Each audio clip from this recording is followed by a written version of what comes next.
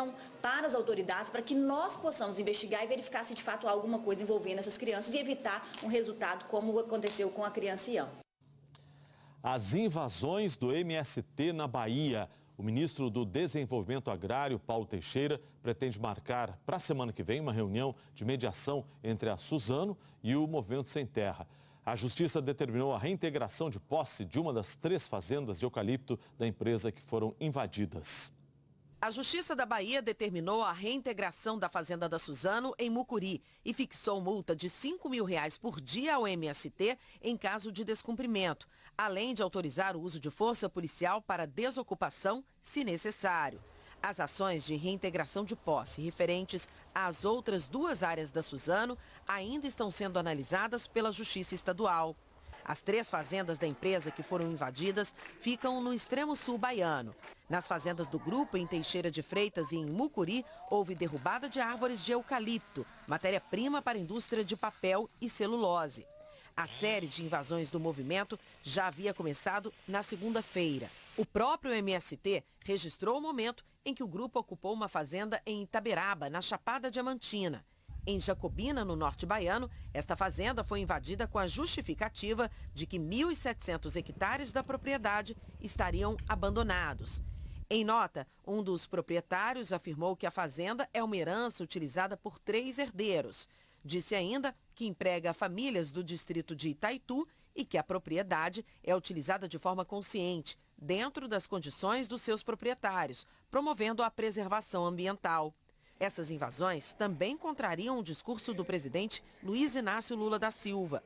No ano passado, em entrevista ao Jornal Nacional, durante a campanha eleitoral, Lula disse que o movimento não ocupava propriedades produtivas, como são as áreas da Suzano, por exemplo. O MST da Bahia diz que, no caso da empresa, quer o cumprimento de um acordo feito há 10 anos, quando a Suzano teria aceitado ceder terras para o assentamento de 650 famílias.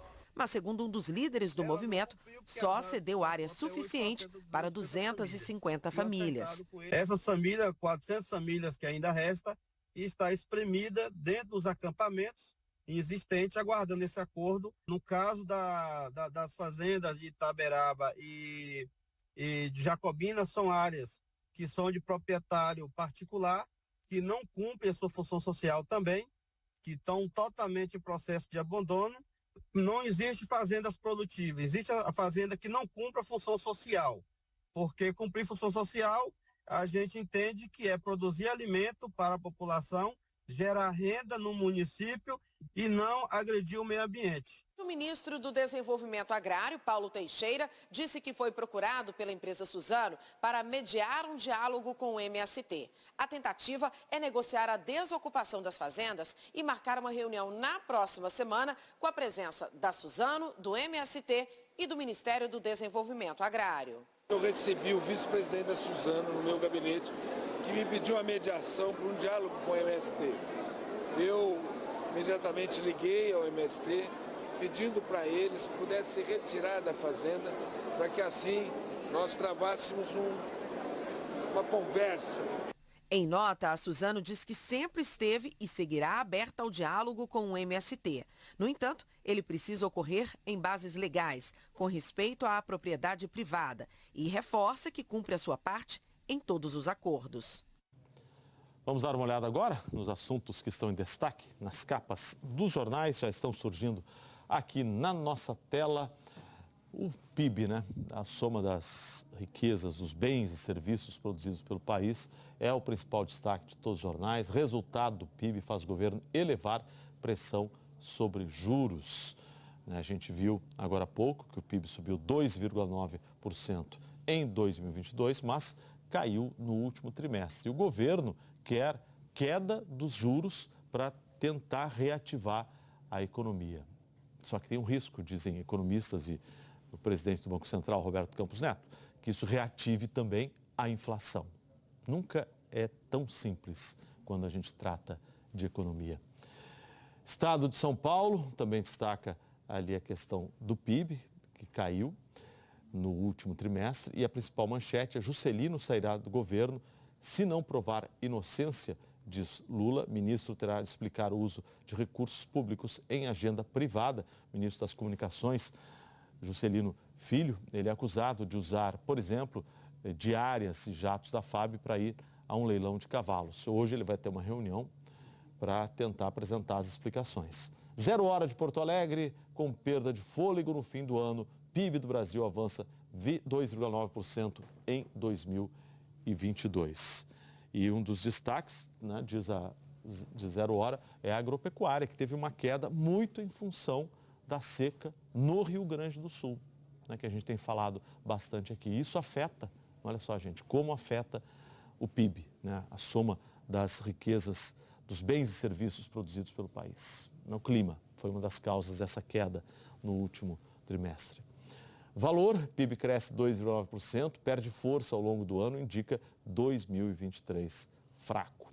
E Folha de São Paulo também trata dessa questão do PIB. PIB cresce 2,9% em 2022, mas perde ritmo no quarto trimestre. Estas são as principais manchetes do dia. Um homem condenado por participar do assalto ao Banco Central em Fortaleza em 2005 foi preso no Distrito Federal por posse ilegal de arma. A gente vai ao vivo até a capital do Ceará para falar com o Davi César. Ele vai contar essa história para a gente. Davi, bom dia. Bom dia, Kovalik. Bom dia a todos que nos acompanham. A Polícia Militar do Distrito Federal chegou a esse suspeito depois de receber informações de que ele estaria se passando por policial penal para atuar na segurança privada em estabelecimentos comerciais de Brasília. Esse homem já havia sido condenado pelo assalto ao Banco Central que aconteceu aqui em Fortaleza em 2005.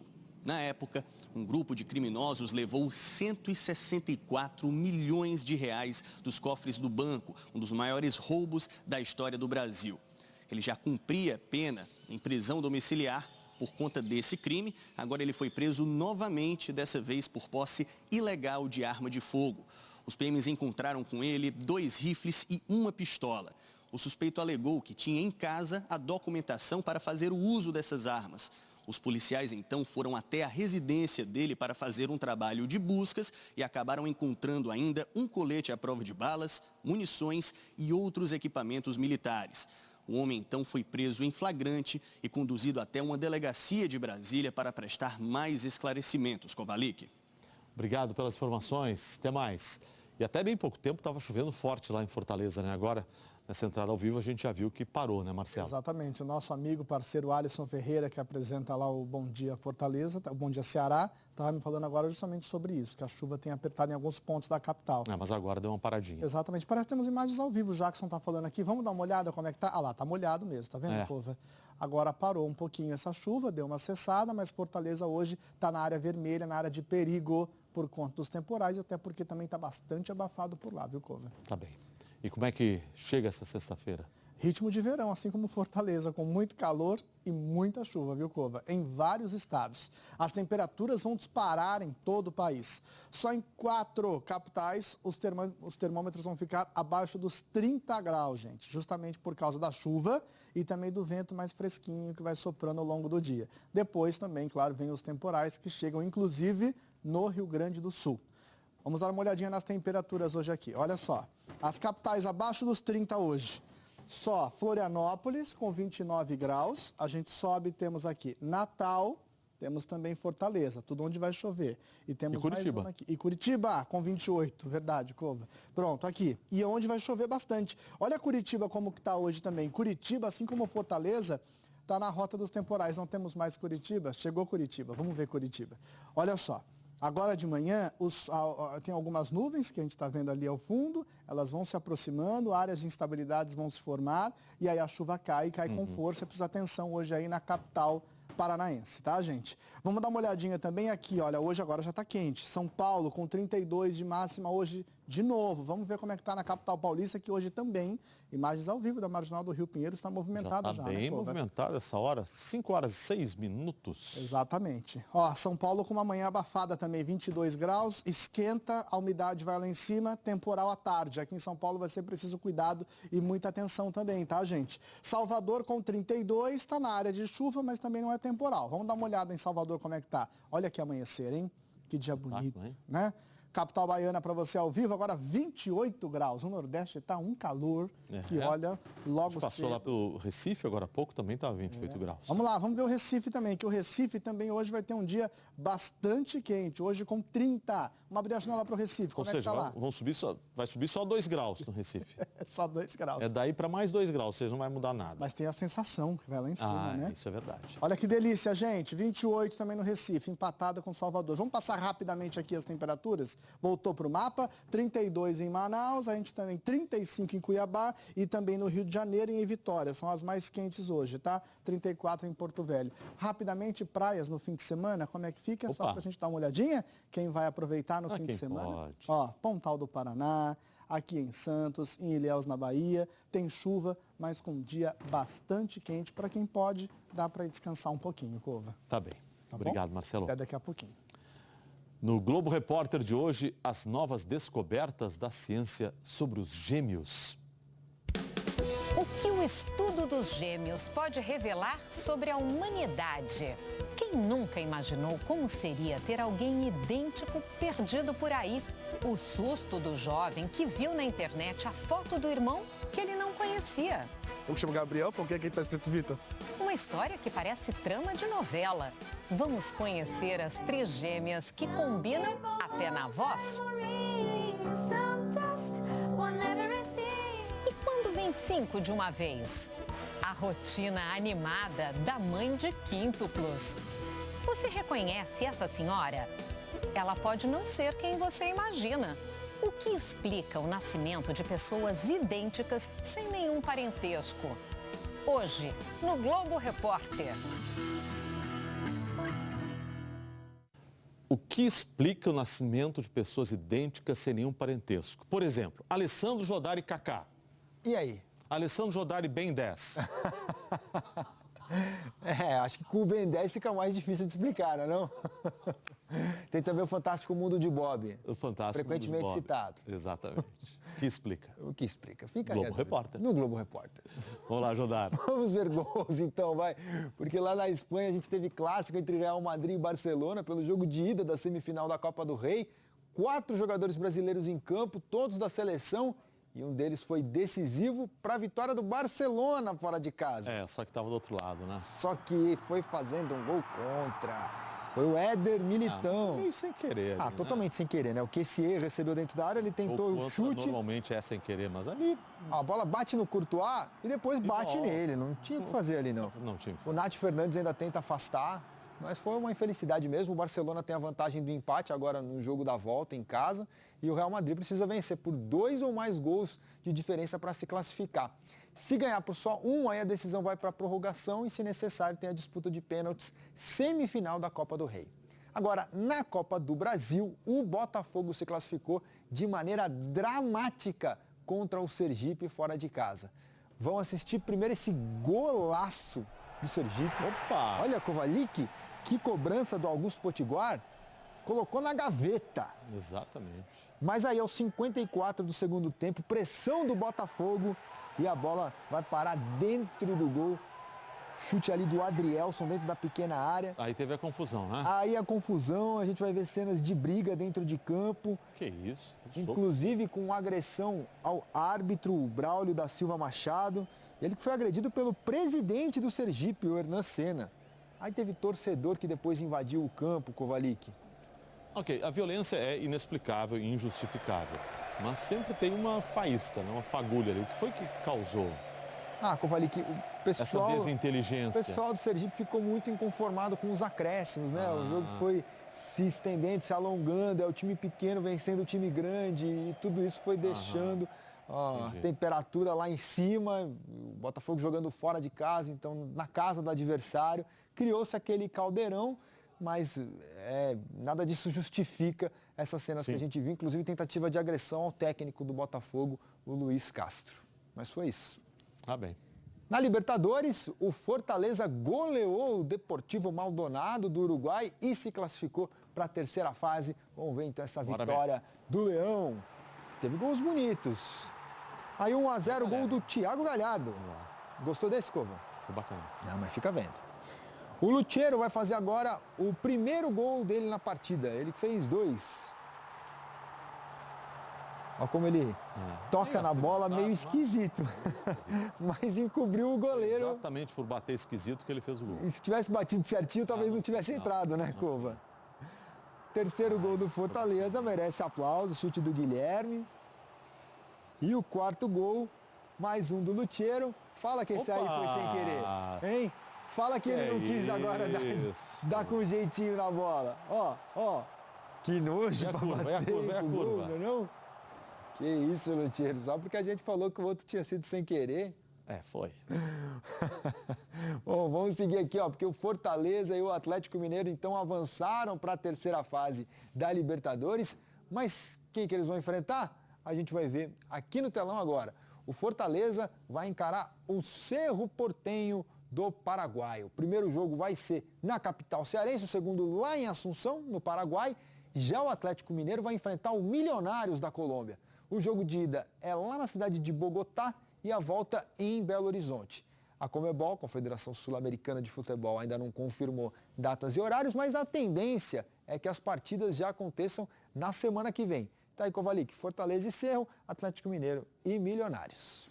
Tá certo. Obrigado, Jodar. Até já. No Rio Grande do Sul, a Câmara Municipal de Caxias do Sul abriu um processo que pode cassar o mandato de Sandro Fantinel, aquele vereador que fez um discurso de cunho racista sobre os trabalhadores baianos resgatados em situação semelhante à escravidão. Vamos ao vivo até Porto Alegre conversar com Eduardo Paganella. Paganella, conta pra gente, em quanto tempo deve sair a decisão sobre a cassação do mandato do vereador?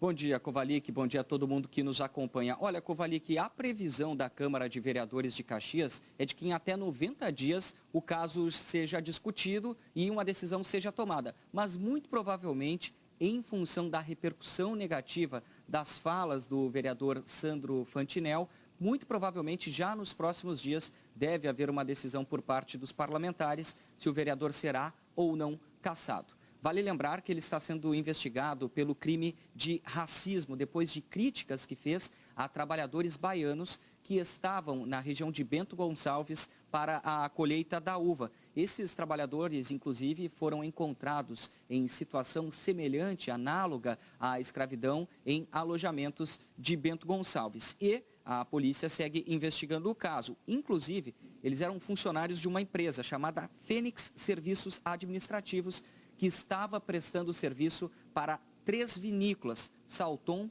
Aurora e também a cooperativa Garibaldi. O responsável por essa empresa terceirizada que prestava o serviço pelas vinícolas é Pedro Augusto Oliveira de Santana, administrador da empresa Fênix, que pagou fiança e está respondendo ao processo em liberdade. As vinícolas, Kovalik, disseram que vem colaborando com as autoridades, colaborando com as investigações para que tudo seja devidamente esclarecido. O vereador Sandro Fantinel, que foi expulso do seu partido, o Patriota, divulgou um vídeo nas redes sociais pedindo desculpa pelo que aconteceu. Ele disse que teve um lapso mental enquanto fazia o discurso. Vamos conferir na reportagem. Foi por unanimidade, em uma sessão tumultuada, que os vereadores de Caxias do Sul aprovaram a abertura do processo de cassação de Sandro Fantinel. Foram 21 votos favoráveis e uma única ausência, a de Sandro. A Câmara Municipal de Caxias do Sul também abriu uma comissão processante, com 3 vereadores. Eles têm até 90 dias para elaborar um relatório. O documento voltará a plenário para ser apreciado e só então se terá a decisão pela perda ou não do mandato de Fantinel. E a partir disso, então, nós faremos uma notificação ao vereador Sandro Fantinel e a partir da notificação ele tem até 10 dias para apresentar a sua defesa. Durante a sessão, um grupo de 80 manifestantes levou tambores em referência às falas do parlamentar. O vereador Sandro Fantinel é acusado de quebra de decoro parlamentar pelo discurso de terça-feira, quando criticou a contratação de baianos para o trabalho na safra da uva. A única cultura que eles têm é viver na praia tocando tambor. Era normal que se fosse ter esse tipo de problema. Não contratem mais aquela gente lá de cima. O vereador Sandro Fantinel mandou um vídeo pedindo novamente desculpas pelo discurso. Os meus sinceros pedidos de desculpas pelas minhas falas ocorridas em 28 de 2 de 2023, na sessão da Câmara de Vereadores de Caxias do Sul. E registro que tenho muito apreço ao povo baiano e a todos os norte e nordeste do país. É um momento de lapso mental proferir palavras que não representam o que eu sinto pelo povo. O Ministério Público do Rio Grande do Sul abriu investigação civil e criminal para apurar as declarações do vereador. O inquérito aberto pela Polícia Civil deve ser concluído em 30 dias. A pena para o crime de racismo pode chegar a 5 anos de prisão. As declarações do vereador se referiam aos 207 trabalhadores resgatados em condições semelhantes à escravidão em um alojamento na semana passada. Depois da audiência com o Ministério Público do Trabalho, as empresas que contrataram a mão de obra dos trabalhadores terceirizados têm até 10 dias para apresentarem documentos como contratos, notas fiscais e informações sobre fiscalização de contratos. Kovalik, ainda sobre essa situação que aconteceu em Bento Gonçalves, de trabalhadores encontrados em situação análoga à escravidão, 14 pessoas procuraram o Ministério Público do Trabalho na Bahia, dizendo que conseguiram escapar desse alojamento na Serra Gaúcha. Essas pessoas vão ser incluídas no processo de indenização para receber verbas trabalhistas a que têm direito. E também relataram sessões de tortura, como a gente confere agora na reportagem. Homens de idades diferentes, mas com um trauma em comum, o da tortura.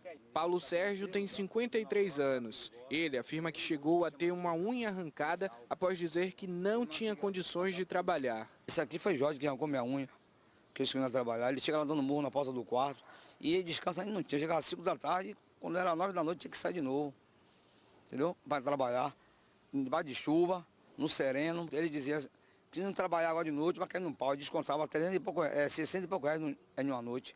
Já Cláudio, de 33 anos, foi espancado após ter uma crise de asma durante o trabalho. Eu disse que não estava nas minhas condições de trabalhar. E ele chegou, me levou para o quartinho. E aí me espancaram, me deram um bocado de bicuda, murro, pontapé. Aí teve que depois jogou para o lado de fora, esse colega que pegou me acudiu e me levou para o hospital. Todos esses homens trabalharam na colheita da uva em Bento Gonçalves de forma precária, mas conseguiram fugir do alojamento antes da operação que resgatou 207 pessoas submetidas ao trabalho semelhante à escravidão no dia 22 de fevereiro.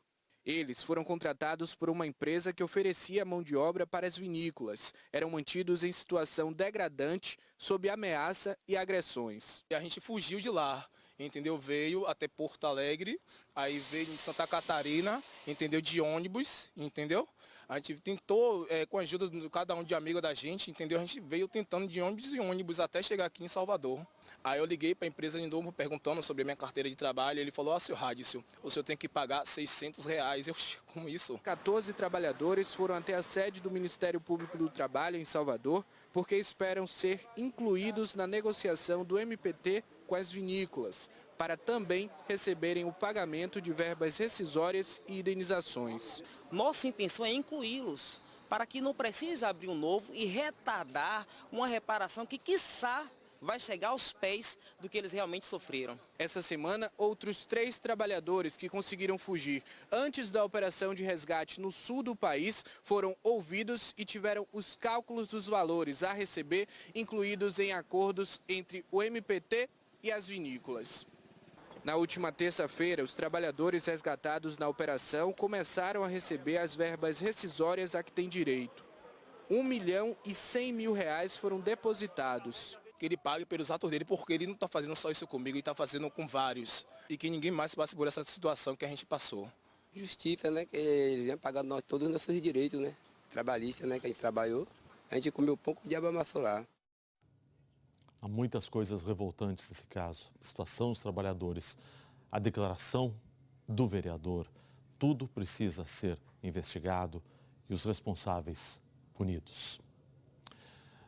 A partir de hoje, não será mais obrigatório usar máscara de proteção no transporte público de São Paulo. A gente, porém, ainda não viu essa medida publicada no Diário Oficial do Estado.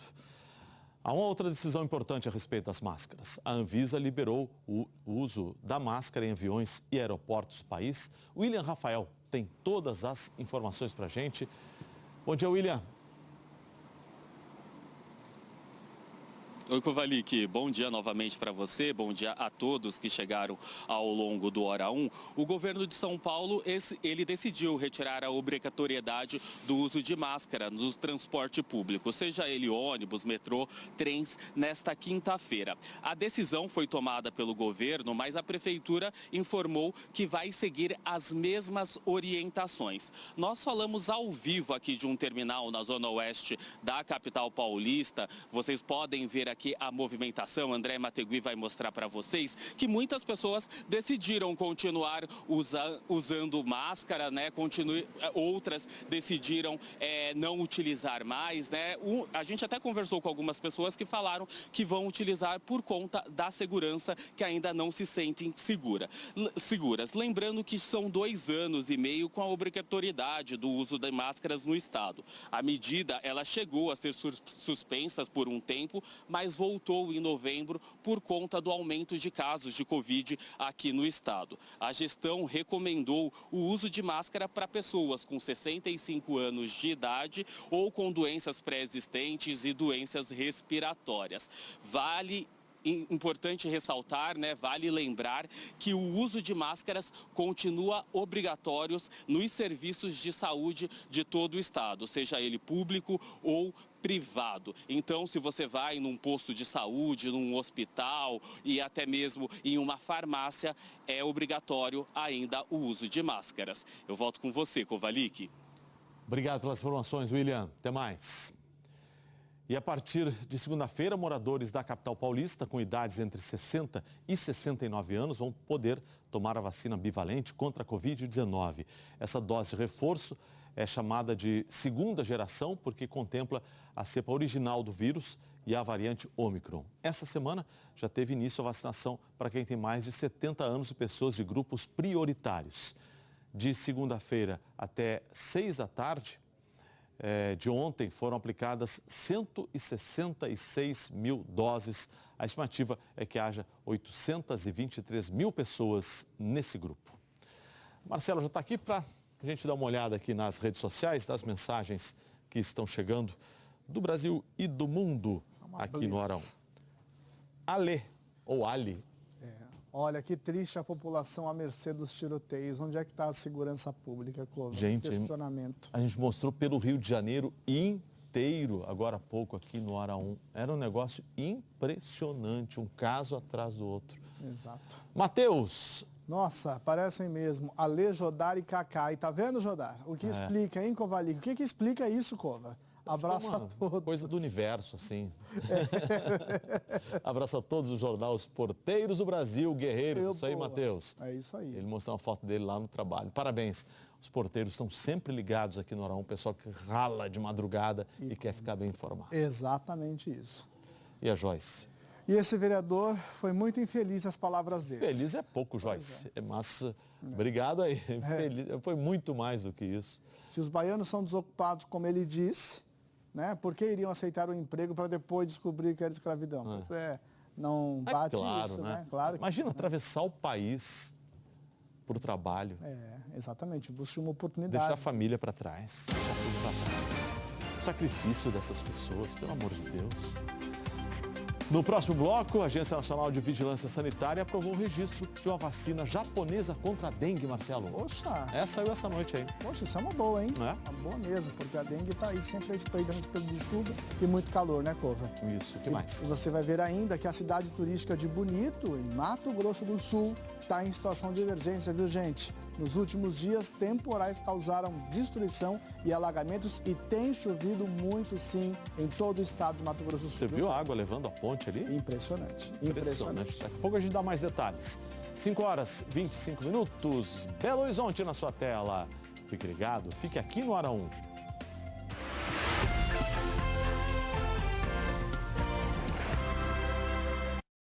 Olá, agora são 5h25.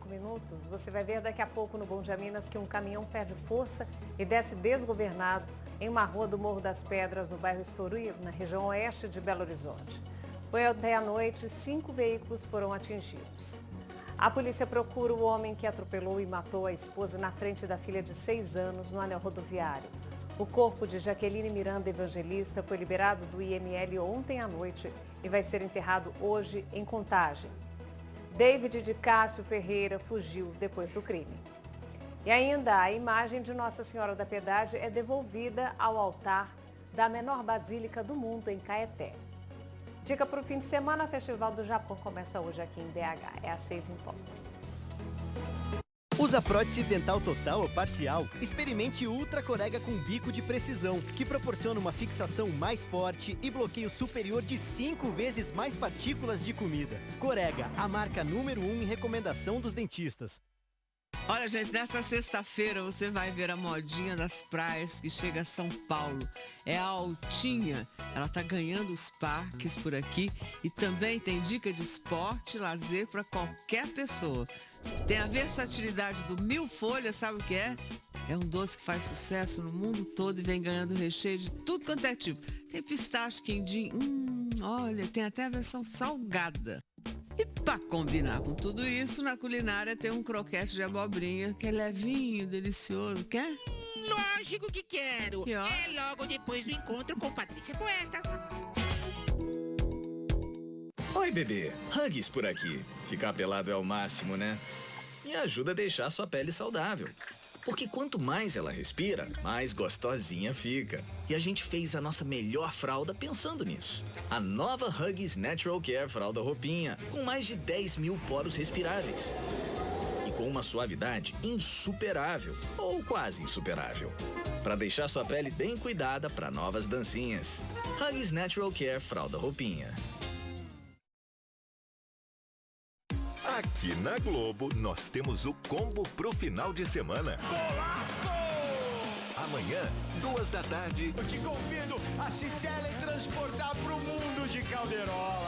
4h30, prepare o secador aí, porque tem muita gente de olho nas últimas vagas do mata-mata do Campeonato Mineiro. Do enlouquecido boi bandido! América e Tombense. Domingo, às 6:50 da manhã. A escola te trouxe as maiores dificuldades ou não? Foi fora da escola? Até hoje não tenho. Tudo eu quero, eu vou lá e faço, dou um jeito. Um programa especial em homenagem ao Dia Internacional da Mulher. Às 10. Esse espaço virou a casa de América, Atlético e Cruzeiro, que escreveram seus primeiros capítulos aqui, no Estádio do Prado. O segundo episódio da série Campos Invisíveis, no Esporte Espetacular. 12h10, depois da temperatura máxima, Bianca Andrade, Xande de Pilares e Ana Castela estão na disputa do Minha Mãe Cozinha Melhor que a Sua. Tá bem temperado? Muito. Então foi eu que temperei. Parque Guanabara, grandes atrações pra você. Torre Skyfall, Mirage, Crazy Dance, Cataclisma. Parque Guanabara, uma experiência grandiosa. Ari aluga a casa de Moretti sem deixar que Guida saiba que ele está por trás dessa transação. Tô passada a ferro com essa casa. Nunca em minha vida eu pensei poder morar numa casa como essa. Nunca. Recebi uma proposta excelente. É de um advogado, um tal de Prats. Mas isso quer dizer casamento com guerra? Ai, tia, ele tá adorando a convivência. O Guerra já sabe desse projeto? Hoje. Ela mudou para sua casa de mala e cuia. Ah, A Dina quer saber o que se faz diante disso. Travessia.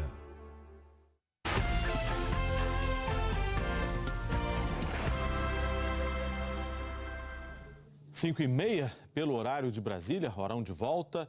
2 policiais foram baleados, um deles morreu esta noite no Rio de Janeiro. Os detalhes com a repórter Ana Beatriz Lourenço.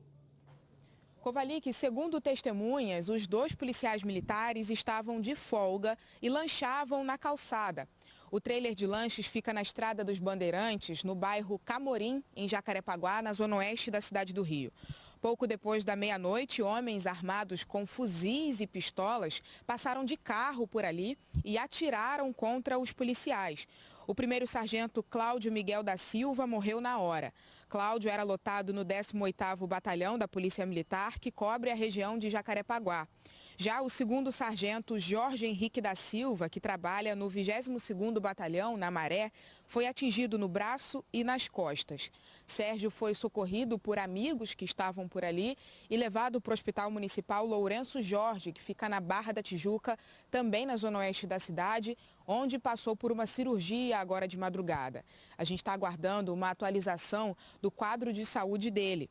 Os 2 policiais são moradores ali da região e não estavam em serviço quando foram atacados.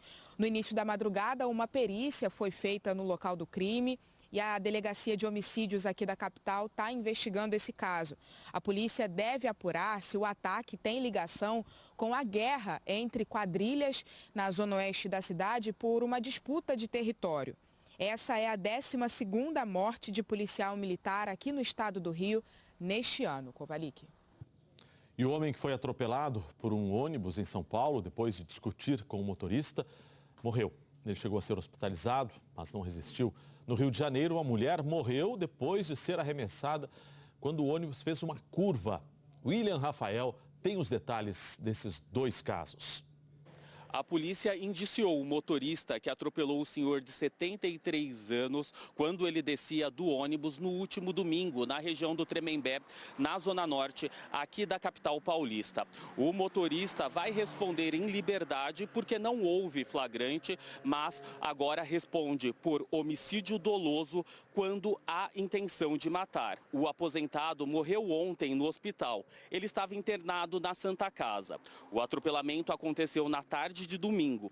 Nas imagens é possível ver que a porta se fechou quando ele desembarcou. Ele se desequilibrou, caiu na rua e foi atropelado pelo ônibus. E esse não foi um caso isolado, não. No Rio de Janeiro, uma idosa caiu de um ônibus ontem. Foi o 2º acidente desse tipo em 2 dias. O outro foi de uma mulher que morreu depois de ser arremessada do veículo. Câmeras de segurança registraram o acidente. A imagem mostra o momento da queda da passageira Juliane Campelo da Silva, de 31 anos. A mulher foi arremessada quando o ônibus passava por uma curva na Gávea, na zona sul da cidade. Juliane caiu pela porta de acesso a cadeirantes e bateu com a cabeça no chão. Ela foi socorrida, mas não resistiu. O caso está sendo investigado como homicídio culposo quando não há intenção de matar. E você que está buscando uma oportunidade para começar a cursar o ensino superior, atenção, hein? Termina hoje o prazo de inscrição para o ProUni. Vai lá no G1 para ver como você faz a inscrição. Já está vendo o QR Code, aponte a câmera do seu celular e você vai ter todas as informações. Os interessados têm até o fim do dia para se inscreverem para as bolsas do programa Universidade para Todos do primeiro semestre. O ProUni é um programa do Ministério da Educação que oferece bolsas de estudo em instituições particulares de ensino superior.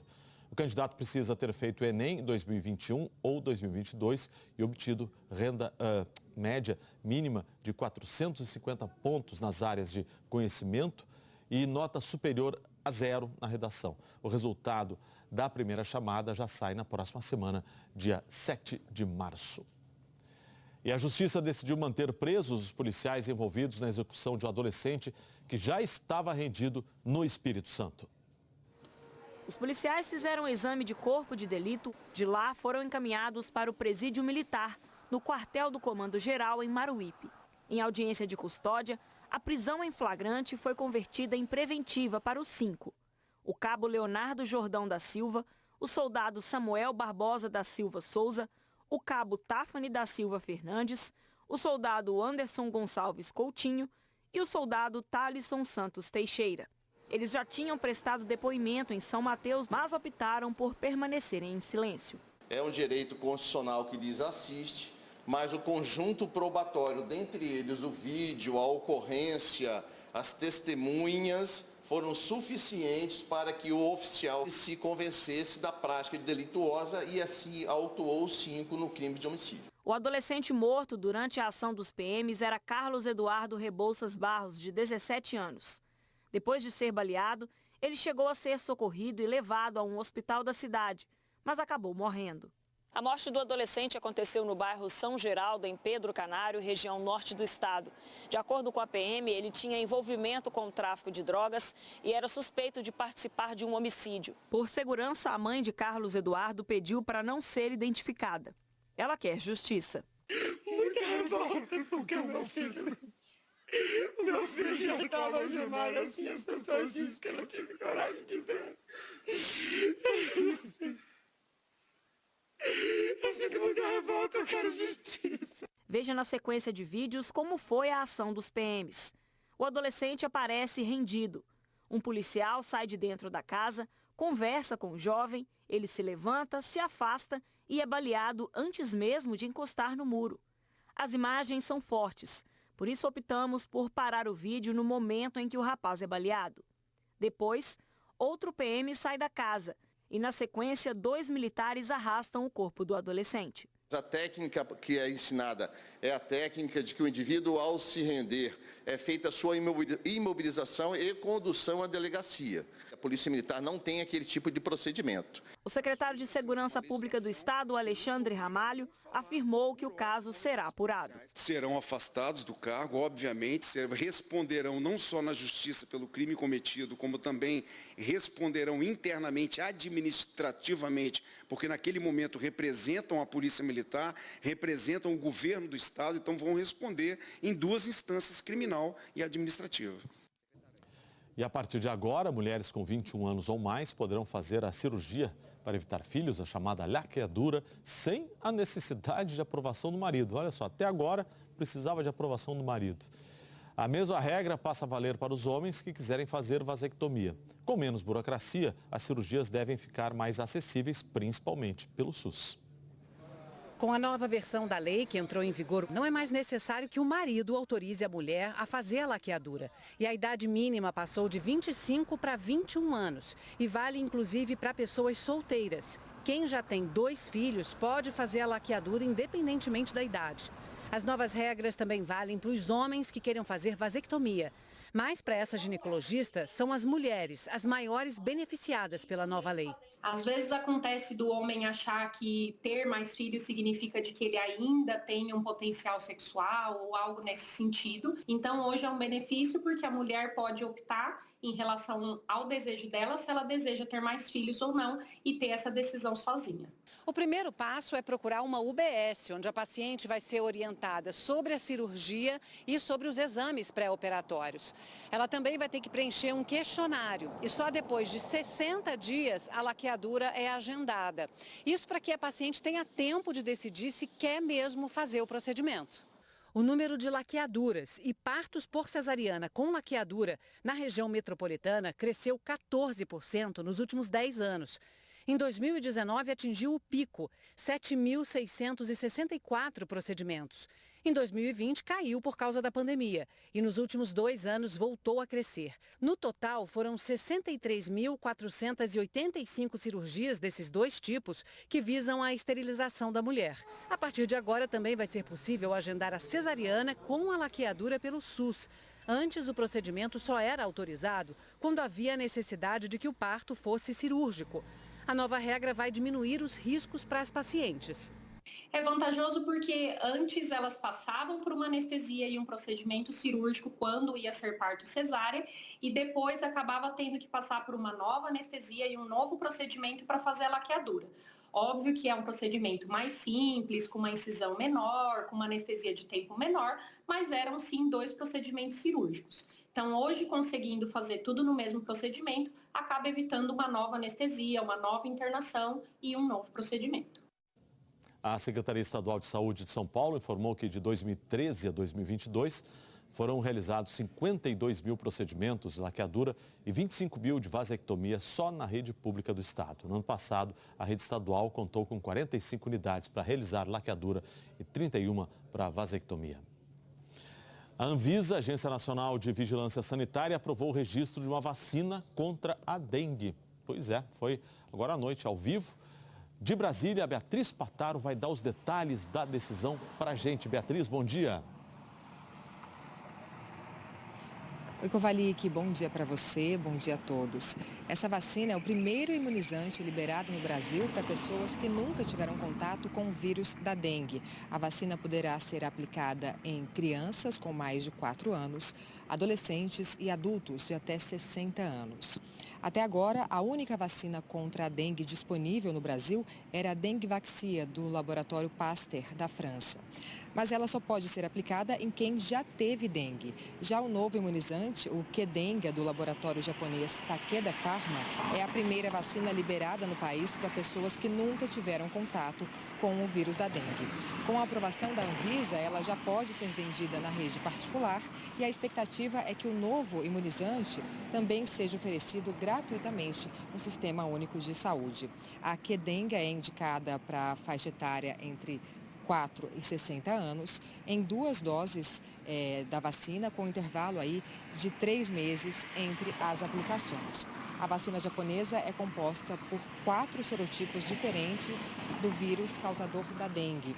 Nos ensaios clínicos, ela mostrou uma eficácia de 80% contra a dengue causada por qualquer um dos sorotipos, depois de 12 meses da segunda dose. Bom, a vacina reduziu ainda em 90% as internações hospitalares e, além da Anvisa, a Qdenga também foi aprovada pela Agência Sanitária da União Europeia. Kovalik. Obrigado pelas informações. Bom dia, bom fim de semana, Beatriz. Até mais. E depois do apagão provocado por um incêndio, a Argentina continua registrando temperaturas extremamente altas. Em cidades e vilas, os termômetros passaram dos 38 graus. Em algumas regiões, atingiram 41 graus. Na capital Buenos Aires, moradores e turistas tentavam encontrar formas de se proteger do calorão. O Serviço Meteorológico Nacional emitiu um alerta vermelho para toda a capital e região metropolitana da Argentina. Algo que é bastante raro. Esse índice traduz que o calor pode afetar a saúde dos moradores da cidade. O presidente dos Estados Unidos, Joe Biden, e o primeiro-ministro da Alemanha, Olaf Scholz, devem se encontrar hoje a portas fechadas. A gente vai conversar ao vivo com a nossa correspondente Bianca Rotier, que vai nos trazer os detalhes. Bianca, bom dia. Bom dia para você, Kovalik, bom dia a todos. O encontro vai ser na Casa Branca, a conversa vai ser confidencial, mas o tema está confirmado, a guerra na Ucrânia, principalmente agora com a preocupação crescente sobre o interesse da China em enviar armas à Rússia. A viagem do premier alemão aos Estados Unidos será de apenas um dia. Os Estados Unidos também pretendem anunciar hoje um novo pacote de ajuda para a Ucrânia. Serão 400 milhões de dólares, mais de 2 bilhões de reais. A ajuda deve ser principalmente em munição, algo que vem sendo uma dificuldade dos ucranianos no campo de batalha. Os soldados têm usado uma quantidade enorme de munição e o tempo de produção e envio não tem sido suficiente, Kovalik. E Bianca, na Grécia, novos protestos foram registrados depois da batida entre os 2 trens que mataram pelo menos 57 pessoas. Conta pra gente, por favor. Manifestantes tomaram mais uma vez as ruas de Atenas, a capital do país, e de Tessalônica, para onde o trem com passageiros seguia. Eles pedem que o acidente seja investigado e que os responsáveis sejam punidos. O governo disse que compartilha da tristeza e prometeu realizar investigações completas, além de consertar todos os problemas da rede ferroviária grega. A operação dos bombeiros deve terminar hoje. Por enquanto, as equipes de resgate seguem no local do acidente. Escavadeiras e guindastes estão sendo usados. O acidente aconteceu na terça-feira na cidade de Tempe. 2 trens, um de carga e um com 350 passageiros, bateram de frente. E, pessoal, vejam só essa descoberta. Autoridades egípcias anunciaram que um corredor secreto foi encontrado na entrada principal daquela grande pirâmide de Gizé. O corredor inacabado tem 9 metros de comprimento e pouco mais de 2 de largura. A principal hipótese é de que ele tenha sido construído para aliviar o peso da pirâmide sobre a entrada principal ou sobre outra câmara ainda não descoberta. Essa análise faz parte de um projeto que desde 2015 usa aparelhos modernos de tecnologia, incluindo scanners, para espiar dentro da pirâmide. O grupo acredita que essa descoberta seja a porta para outras. Um dos líderes do projeto afirmou que existem 2 blocos de calcário no fim da câmara encontrada e que agora é uma questão de tempo para saber o que está por trás dessas pedras e também abaixo da câmara. A Grande Pirâmide tem 146 metros de altura e foi construída no Planalto de Gizé durante a 4ª dinastia do faraó Quéops, que reinou 2.500 anos antes de Cristo. Kovalik, eu já tive a oportunidade de visitar e é algo muito impressionante. E é impressionante, Bianca, que são 5.000 anos, né? 2.500 antes de Cristo, mais 2.000, 4.500 anos, sei lá, quase 5.000 anos, e ainda há novidades, ainda há surpresas dessa impressionante cultura egípcia, civilização do Egito. Obrigado, até mais. A Serasa começou essa semana um novo mutirão nacional de negociação de dívidas. A gente tem falado desse assunto aqui no Hora 1, é importante, tantos milhões de brasileiros endividados. Agora a novidade é que as agências dos Correios também vão participar do programa. Ao vivo de São José do Rio Preto, em São Paulo, o André Modesto tem todos os detalhes para a gente. André, bom dia, bem-vindo.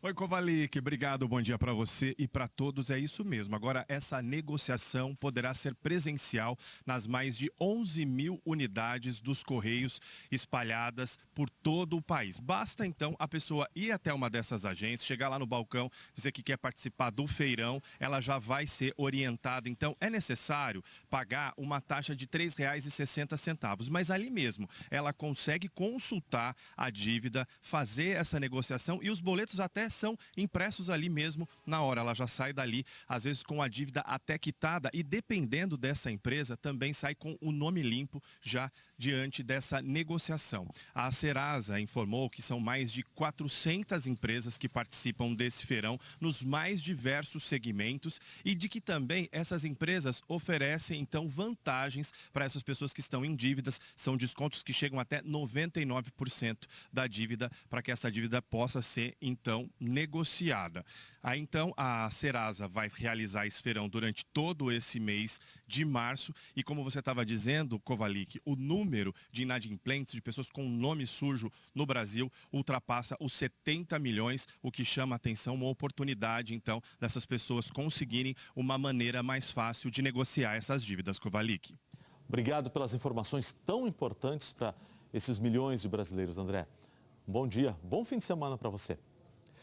Importante, né, Marcelo? Que tem de gente endividada aí. E come muitas vezes porque não tem como pagar, né? Ficou desempregado, perdeu a renda. E um dos motivos que a gente viu agora há pouco do PIB ter caído no último trimestre é esse, as pessoas estão endividadas, aí não compram, a economia não gira. Exatamente isso, né? Agora, Marcelo, Prefeitura de Bonito, cidade turística que faz jus ao nome, né? Mato Grosso do Sul decretou situação de emergência, gente, por conta dos temporais. Pois é, que causaram vários alagamentos nos últimos dias. Mostramos até uma imagem curiosa essa semana. Vai ver de novo agora. Né? Vai ver ela aqui, né? Pois uma outra imagem agora que é impressionante. Olha, aí, essa aí. Cova, a água carregando essa ponte aí. Foi na área rural, viu? Foi arrastada pela correnteza do rio Laudijá. Olha só, Cova. Impressionante. O flagrante foi registrado por um morador. Pelo menos 15 pontos turísticos estão fechados por tempo indeterminado e, segundo a Prefeitura, a situação tem provocado prejuízos para o setor. De acordo com o Centro de Monitoramento do Tempo e do Clima, Bonito recebeu quase 500 milímetros de chuva ao longo de todo o mês de fevereiro e realmente a chuva ficou acima da média em todo o estado de Mato Grosso do Sul, não só em Bonito. E o acumulado é 3 vezes maior do que o esperado para o mês e como tem chovido por lá e ainda vai chover mais. É mesmo? Sim. Faz pra gente o resumão do dia e os destaques do fim de semana? Vamos lá, o fim de semana de muito calor, muito sol, mas também com temporais, viu, gente? Inclusive para Mato Grosso do Sul. De hoje até domingo estão previstas altas temperaturas e esses temporais vêm na cola. A combinação do calor e da umidade se somando a fenômenos que estão formados em alguns estados. Rio Grande do Sul em atenção por conta dos fortes temporais. Vamos dar uma espiadinha como é que está o nosso mapa hoje aqui.